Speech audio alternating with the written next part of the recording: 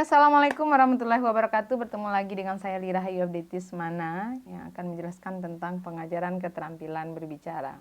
Pengajaran keterampilan berbicara terdiri dari strategi, pendekatan, teknik, metode, dan media pembelajaran yang bisa digunakan. Nah, kita masuk ke pendekatan. Pendekatan pengajaran keterampilan berbicara ada dua. Yang pertama yaitu berorientasi kepada siswa, yang kedua berorientasi atau berpusat kepada guru. Berorientasi kepada siswa, di sini siswa disuruh berbicara, ya dominan kepada siswa yang melakukan kegiatan. Guru hanya sebagai fasilitator atau mediator. Sedangkan yang kedua itu pendekatan yang berpusat kepada guru. Di sini guru memberikan ceramah, memberikan penjelasan tentang materi, kemudian contoh-contohnya juga guru memberikan. Kemudian siswa melakukan latihan sesudah itu, tapi dominannya kepada guru.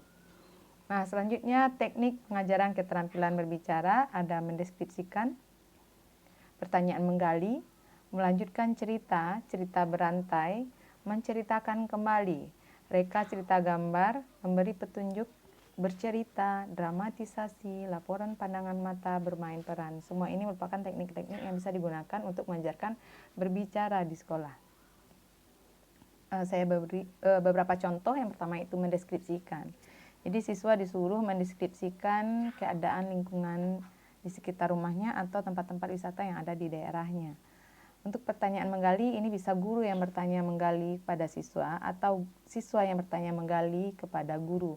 Misalnya guru membawakan sebuah kotak, kotaknya tersebut berisi benda. Jadi siswa disuruh menerka apa isi dari kotak tersebut. Misalnya siswa bertanya apa bentuknya, apa warnanya, kemudian fungsinya untuk apa. Nah, siswa bertanya menggali seperti itu. Yang ketiga yaitu teknik melanjutkan cerita. Misalnya guru menceritakan tentang Malin Kundang. Awalnya bagaimana dia pergi merantau dan kemudian siswa melanjutkan ceritanya hingga dia pulang dari perantauan, hingga dia durhaka pada orang tuanya dan dikutuk menjadi batu. Siswa disuruh melanjutkan cerita. Selanjutnya cerita berantai juga demikian. Misalnya si A menceritakan awal mula cerita, kemudian si B melanjutkan. Si C melanjutkan cerita dari si B dan berikutnya secara kontinu ya atau berkelanjutan.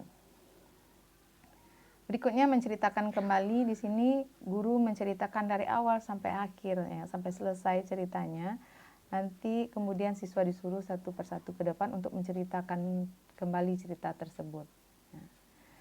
Selanjutnya teknik reka cerita gambar. Ada guru memberikan beberapa gambar, kemudian siswa mereka atau memperkirakan cerita, alur ceritanya seperti apa, lalu siswa menceritakan dari awal sampai akhir. Nah, itu reka cerita gambar. Memberi petunjuk. Teknik ini disuruh pada siswa untuk menceritakan bagaimana petunjuk kerja, misalnya cara menghidupkan laptop, cara mengaktifkan HP, dan lain sebagainya. Selanjutnya bercerita dengan cara bercerita, misalnya dia mengalami sesuatu hal yang menyedihkan dalam hidupnya, jadi dia bercerita secara nyata. Dramatisasi di sini mendramakan ya, jadi siapa yang berperan sebagai pembeli, sebagai ibu, sebagai anak. Nah, laporan pandangan mata berarti siswa melaporkan, menceritakan di depan kelas apa yang telah dilihatnya. Kemudian bermain peran, ini mirip dengan dramatisasi. Bermain peran, siapa berperan sebagai pembeli, siapa berperan. Metode berbicara itu berbeda dengan metode pengajaran berbicara. Kalau metode berbicara itu bagaimana cara kita berbicara. Nah, sedangkan metode pengajaran berbicara bagaimana mengajarkan berbicara di kelas dari guru pada siswa. Nah, itu berbeda ya. Kalau metode berbicara itu ada 4. Yang pertama yaitu serta-merta atau impromptu, berarti secara mendadak. Tiba-tiba si A disuruh untuk membawakan acara. Tiba-tiba misalnya si A disuruh untuk membacakan pidato. Nah, itu disebut dengan serta-merta atau impromptu serta mendadak gitu. Yang kedua itu menghafal ya.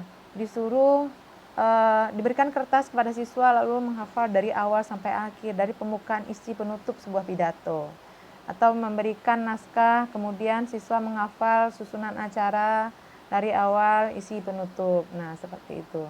Yang ketiga yaitu naskah. Metode naskah berarti ini naskah misalnya lalu dia membacakan, dan ini jarang dilakukan kecuali untuk acara-acara besar, misalnya acara kesaktian Pancasila, acara pahlawan atau Hari Pahlawan, Hari Pendidikan Nasional dan lain sebagainya. Itu kan ada pidato dari presiden kita atau dari menteri. Nanti di lapangan upacara, pembina upacara membacakan dari awal sampai akhir, itu disebut dengan metode naskah.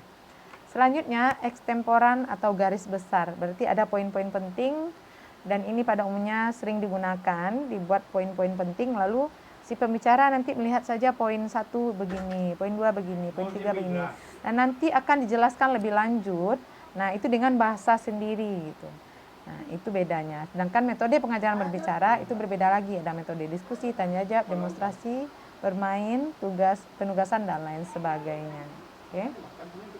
Media pembelajaran berbicara ada audio, bisa digunakan, diputarkan nanti video audionya, kemudian visual. Media yang kedua adalah visual dan yang ketiga adalah ponsel gitu. Jadi ini media-media yang bisa digunakan untuk pengajaran keterampilan berbicara.